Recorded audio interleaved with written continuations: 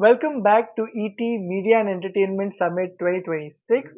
I'm joined here by Zameer Kochar, a marketing leader who has joined us for a wonderful session today. Welcome, Zameer. Thank you so much. Pleasure is all mine. You just come off stage after your conversation. Would love to know what is one key takeaway that really stuck with you from the conversation and share it with our digital native audience. So I think creative design and development is equally important as your media planning, strategy, and analysis.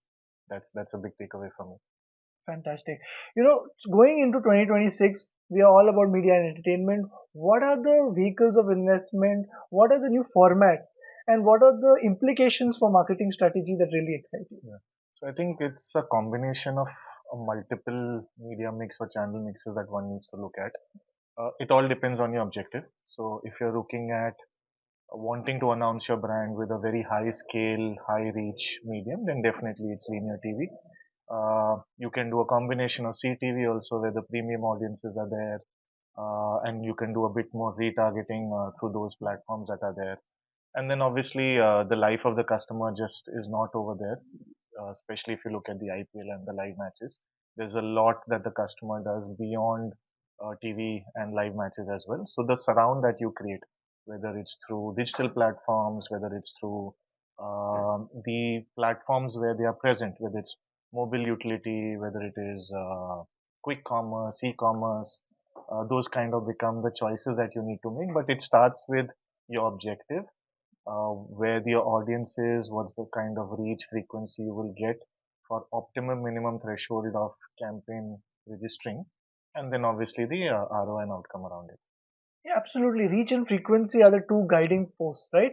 But when you plan investments across digital and traditional, and there's no common language of measurement across, what really guides your investments and what becomes that source of truth Yeah. for you?